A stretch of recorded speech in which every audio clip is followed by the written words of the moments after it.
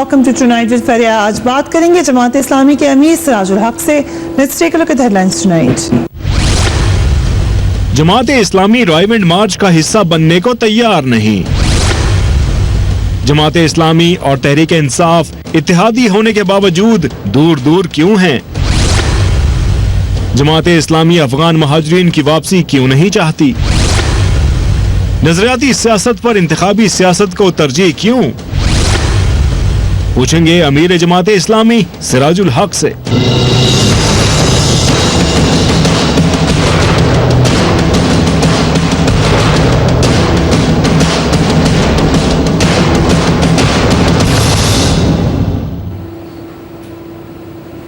And a very warm welcome to the show. Panama leaks اس وقت پاکستان کے سیاسی منظرنامے پر چھائی ہوئی ہے. تحریک انصاف کے ساتھ ساتھ اس کی اتحادی جماعت اسلامی بھی پیناما لیکس کی تحقیقات کا مطالبہ کر رہی ہے.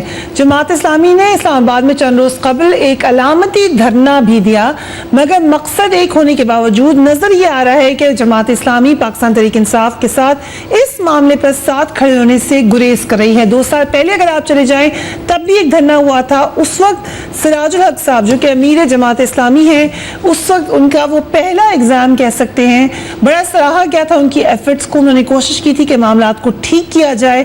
اس وقت انہوں نے یہ تنبیہ بھی کی تھی کہ تیسری قوت کا راستہ آسان ہو جائے گا، مگر آج معاملہ فرق ہے. آج وہ تنقید بھی کر رہے ہیں حکومت پر، مگر ساتھ ساتھ دھرنے میں بھی شامل نہیں ہو رہے.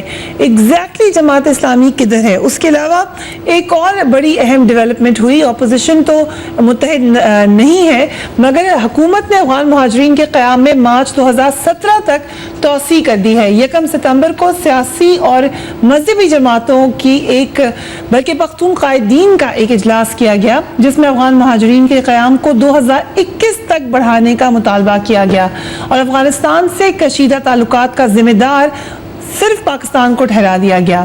ہمیں اس اجلاس میں جو ہم نے دیکھا، مولانا فضل الرحمان اور محمود اچکزئی کے ساتھ شانہ بشانہ کھڑے بڑے پرومیننٹ سراج الحق صاحب بھی تھے.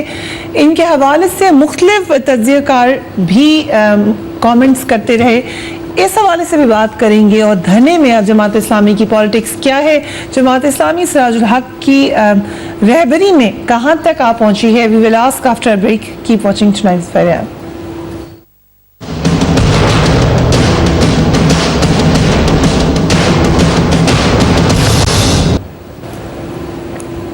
And welcome back. Siraj ul-Haq sahib بہت بہت شکریہ آج کے پروگرام میں آنے کے لیے. سر، ایک دفعہ دوبارہ 2 سال کے بعد پھر دھرنے کی صدائیں آ رہی ہیں، اور اس دفعہ جماعت اسلامی بھی احتجاج کر رہی ہے پیناما لیکس پر، مگر اپنی اتحادی پاکستان تحریک انصاف کے ساتھ کھل کر سامنے نہیں آتی. کیا وجہ ہے کہ آپ اپنے آپ کو الگ رکھنا چاہتے ہیں پاکستان تحریک انصاف سے؟ بسم اللہ الرحمن الرحیم. دیکھیے، ٹی او آرز کے مسئلے پر ساری اپوزیشن ایک ہے، اور ہم نے مل کر ٹی او آرز تیار کی، حکومت کو دیے ہیں. اب حکومت نہیں مانتے تو ایک اور مسئلہ ہے. ہم سب کا مطالبہ ہے، ایک ہی پیج پر ہے کہ کمیشن ہو، با اختیار ہو، ٹرائل کرے اور پھر سزا دے. جو مجرم ہو ان کو سزا دے. باقی سب سے پہلے خود پی آئی نے تحریک کا یا جلسے کا اعلان کر دیا تھا، تو اس میں آزاد ہے اعلان کرنے میں. اور اس طرح پی ٹی آئی نے دعوت ہی نہیں دی کسی اور کو ساتھ شامل ہونے کی. دیکھیے، ہم نے یہ طے نہیں کیا ہے کہ ہم پروگرام کریں گے، پارلیمنٹ سے باہر جلسہ کریں گے، جلوس کریں گے تو ایک دوسرے کے ساتھ ضرور پوچھیں گے، مشترکہ کریں گے. ہر پارٹی کی اپنی مرضی ہے، جہاں چاہے پروگرام کر لے. انہوں نے رائیون میں پروگرام کا اعلان کیا ہے، ہم نے 29 ستمبر کو فیصل آباد میں پروگرام کا اعلان کیا ہے. اور ہمارے اس پروگرام کا بنیادی مقصد ملک میں احتساب کا نظام ہے، ملک میں کرپشن کا خاتمہ ہے، کرپٹ سسٹم اور کرپٹ لوگوں کا پکڑ. اگر اجازت دیں سراج الحق صاحب، یہی سوال ہے، کیونکہ آپ نے الگ بھی رہنا ہے تحریک انصاف سے، مگر ہیں دونوں اس سڑکوں پر اور معاملہ بھی ایک ہے، اور آپ لوگ اتحادی بھی ہیں خیبر پختونخوا میں. اس لیے یہ سوال اٹھتا ہے کہ پھر آپ اکٹھے کیوں نہیں ہو جاتے، جبکہ آپ کراچی میں بھی الیکشن اکٹھے لڑ چکے ہیں؟ دیکھیے یہ نہ قانون کے خلاف ورزی ہے، نہ آئین کے خلاف ورزی ہے، نہ کسی کلچر اور روایت کے خلاف ورزی ہے کہ وہ ریوڑ میں پروگرام کرے، ہم فیصل آباد میں پروگرام کرے. تو اس میں مجھے کوئی برائی تو نظر نہیں آتی ہے. اصل تو یہ ہے کہ عوام بیدار ہو اور عوام میں شعور عام ہو جائے اور کرپٹ سسٹم کا خاتمہ ہو جائے. ٹھیک سر، اصل وجہ یہ ہے کہ اب پاکستان تحریک انصاف کے اندر بہت بڑا حلقہ یہ سمجھنا شروع ہو گیا کہ جماعت اسلامی ان کے ساتھ حکومت میں تو شامل ہوتی ہے مگر جب وقت آتا ہے تو الگ ہو جاتی ہے. نعیم الحق صاحب نے ٹویٹر پہ کہا، یہ میں آپ کو پڑھ کے سنا دیتی ہوں، کہ ہماری پیٹھ میں چھرا گھونپا ہے جماعت اسلامی نے دوبارہ، جبکہ وہ جہلم بائی الیکشن میں پی ایم ایل این کو سپورٹ کریں. انہوں نے آپ کو ہیپوکریٹ کہا، hypocrisy at its highest level, یعنی انہوں نے کہا دوہرا معیار ہے جماعت اسلامی کا. اور یہ بات صرف نعیم الحق صاحب نے نہیں کی، یہ پاکستان تحریک انصاف کے اکثر لوگ یہ سمجھتے ہیں کہ آپ ان کے ساتھ حکومت میں شامل ہوتے ہیں. وہ کہتے ہیں آپ کو سینیٹر ہم نے بنوایا ہے، مگر آپ ان کی جب معاملہ آتا ہے ان کے ساتھ کھڑے ہونے کا تو آپ ان کے ساتھ نہیں کھڑے ہوتے. دیکھیے جماعت اسلامی ایک نظریاتی جماعت ہے، جماعت اسلامی ایک پرانی جماعت ہے، جماعت اسلامی ملکی بھی ہے اور ایک بین الاقوامی پورا نیٹ ورک کے ساتھ موجود ہے. جماعت اسلامی اس کے علاوہ ایشوز پر بھی جلسے جلوس احتجاج ریکارڈ کرتے ہیں. جس طرح کشمیر کا ایشو ہے وہ ایک قومی ایشو ہے. ہم نے لاہور سے واگا تک مارچ کیا، مظفر آباد سے چکوٹی تک مارچ کیا. ہم نے اسی موضوع پر تمام سیاسی جماعتوں کو بلایا. جس طرح انہوں نے علیحدہ اپنا پروگرام اعلان کیا فیصل آباد میں، اگر وہ مشاورت کرتی پی ٹی آئی اور تمام سیاسی جماعتوں کو اعتماد میں لیتی تو شاید سارے لوگ اس میں شامل، لیکن یہ انہوں نے اپنے پارٹی کا پروگرام اعلان کیا تو ان کا پروگرام ریون پہ ہو رہا ہے، ہمارا پروگرام فیصل آباد میں ہو رہے ہیں اور اس میں کوئی برائی تو میں نہیں دیکھتا ہوں. باقی رہی یہ بات کہ سر ایک اور معاملہ بھی ہے، صرف یہی والا نہیں ہے. اگر آپ نعیم الحق صاحب کی ٹویٹ کا جواب دینا چاہیں تو پلیز ڈو دیٹ. لیکن پی ایم ایل این، آپ پیناما لیکس میں یہ کہہ رہے ہیں کہ یہ کرپشن کا معاملہ ہے جو کہ direct P M L N کے لیڈر کا معاملہ ہے، ایک بڑی ان کی فیملی کا معاملہ ہے. دوسری طرف جب آپ الیکشن میں جاتے ہیں، بائی الیکشن میں، تو آپ اتحاد کر لیتے ہیں پی ایم ایل این کے ساتھ، چاہے وہ آزاد کشمیر کے ہوں چاہے وہ جہلم کے الیکشنز ہوں. اس سے پہلے ہم نے بائی الیکشن، اس سے پہلے جب پنجاب کے انتخابات ہوئے بلدیاتی، اس وقت بھی ہم نے کئی جگہوں پر اتحاد دیکھا. یہ بھی الاؤڈ ہے سیاست کے اندر، بس سیاست ہے. دیکھیے سسٹر، ہر پارٹی آزاد ہے. اب پی ٹی آئی سے تو میں گلہ نہیں کرتا ہوں کہ انہوں نے ایم کیو ایم کا ساتھ دیا کراچی میں انہی دنوں جب انہوں نے مرد آباد پاکستان کا نعرہ لگایا. الطاف حسین اسی وقت انہوں نے اسی رات ان کے احتجاج تو بنتا ہے اس پہ. میری بات یہ غلط ہے.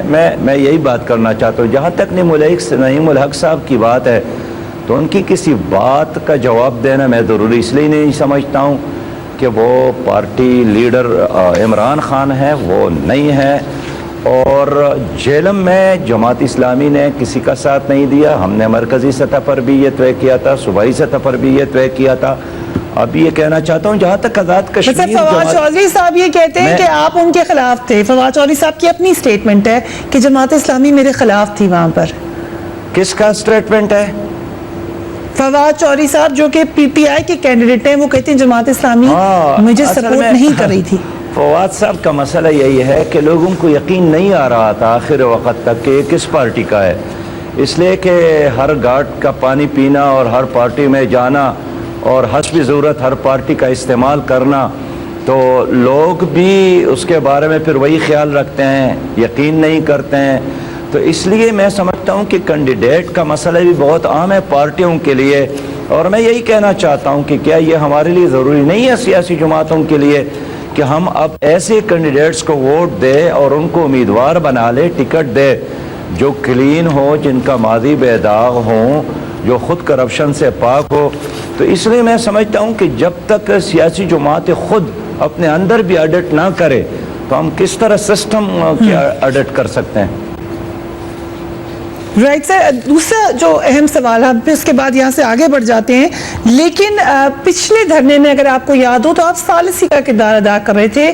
اس وقت آپ ایک برج بنتے ہوئے نظر آئے تھے حکومت اور دھرنا دینے والوں کے درمیان. آپ نے یہ بھی کہا, میں نے کئی دفعہ انٹرویو کیا آپ کو اس وقت, کہ خطرہ ہے, سسٹم ختم ہو سکتا ہے. اس دفعہ آپ خود بھی دھرنا دے رہے ہیں, خود بھی سڑکوں پر ہیں, تو اس کردار سے اب آپ باہر آ جائیں گے, کسی لیول پر آپ برج کا کردار تو اب نہیں ادا کریں گے.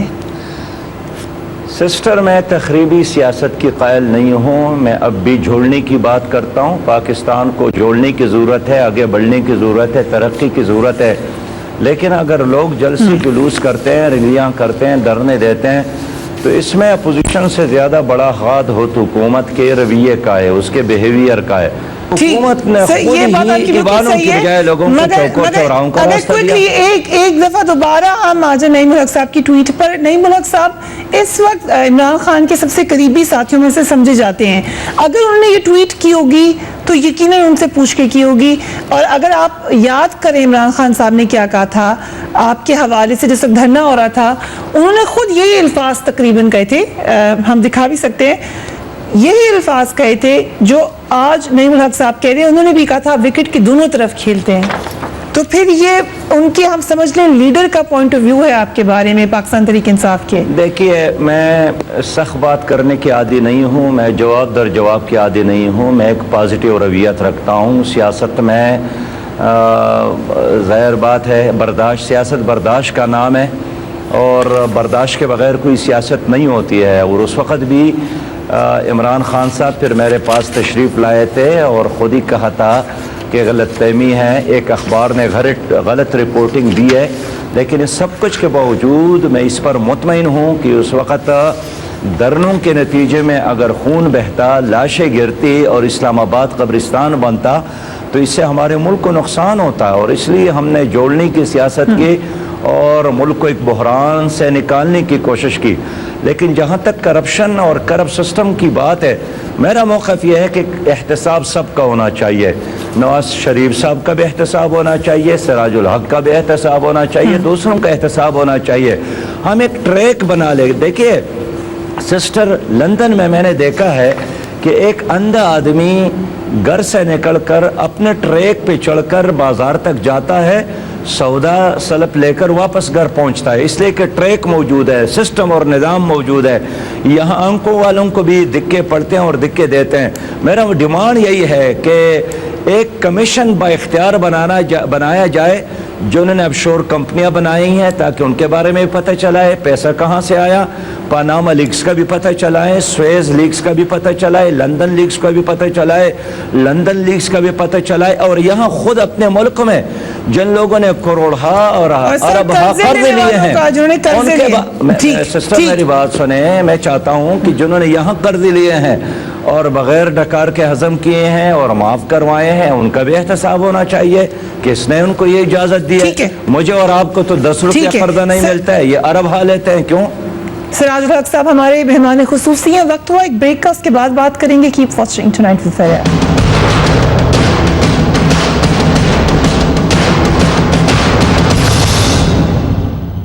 And welcome back. Siraj ul-Haq sahib ہمارے ساتھ موجود ہیں. اہم بات ایک پیناما لیکس کی, مگر دوسری اہم بات یہ ہوئی کہ افغان مہاجرین کے حوالے سے ڈیولپمنٹ ہوئی. آپ کے جو کردار ہے اس میں, اس کے حوالے سے ایک تبصرہ پڑھ کے سنانا چاہوں گی. سراج الحق صاحب کے حوالے سے اسپیشلی سینئر صحافی اظہار الحق صاحب نے افسوس کا اظہار کیا. وہ کہتے ہیں ایک سیاسی مذہبی رہنما نے خالص لسانی بنیادوں پر ایک اجلاس بلایا. اس میں صرف وہ لیڈر مدعو تھے جو بقول میڈیا پختون قائدین تھے. اس اجلاس میں کوئی غیر پختون رہنما نہیں تھا. مسئلہ افغان مہاجرین کا تھا.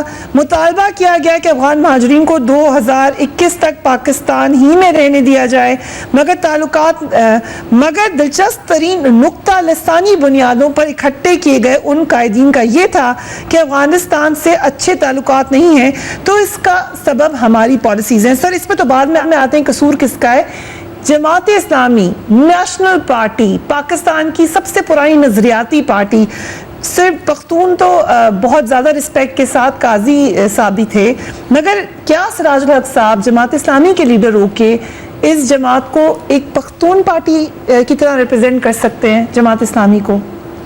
دیکھیے سسٹر، جہاں تک بلوچ قوم پرست ہے، سندھی قوم پرست ہے یا پشتون قوم پرست ہے، میری یہ کوشش ہے کہ یہ قوم پرست ہونے کی بجائے وہ پاکستان کے ساتھ محبت کرے. اس لیے میں اس کے حق میں نہیں ہوں کہ میں اس کو غدار ثابت کروں اور ملک کی محبت کی بجائے ان کو کسی اور طرف دھکیل دوں. میرے ہمیشہ بلوچ قیادت سے بھی رابطہ ہے، سندھی قیادت سے بھی رابطہ ہے، پشتون قوم پرستوں سے بھی اس لیے رابطہ رکھتا ہوں کہ ان کو ہم پاکستان کے مین سٹریم سیاست میں لا کر ملک کے لیے اس سے کام لے لے. کسی کو غدار بنانا آسان کام ہے، لیکن دوستوں میں اضافے کی ضرورت ہے. تو میں تو یہ چاہتا ہوں، یہ میں بڑی نے خوبصورت سوچ ہے، مگر جب آپ ایک لسانی بنیادوں پر بلائے گئے اجلاس میں چلے جائیں گے تو پھر آپ اس سوچ کو کیسے ریپرزینٹ کریں جو بھی آپ نے کہی ہے؟ پھر تو یہ تو ایک لسانی سوچ آ گئی ہے. مسئلہ پنجاب کا نہیں تھا، مسئلہ سندھ کا نہیں تھا، مسئلہ تھا قبائلی علاقوں کا، مسئلہ تھا بلوچستان کا، مسئلہ سر ڈیو ریسپیکٹ، یہ مجھے آج پہلی دفعہ پتہ چلا ہے کہ افغان مہاجرین کا مسئلہ صرف پختونوں کا مسئلہ ہے. پورے پاکستان میں افغان مہاجرین اس وقت رہتے ہیں. ڈیو ریسپیکٹ سر. اور یہ ہے نا جی کہ مولانا فضل الرحمان صاحب نے اجلاس بلایا تھا، یہ تو ان کی مرضی تھی بلانے والے کا کہ وہ کس کو بلا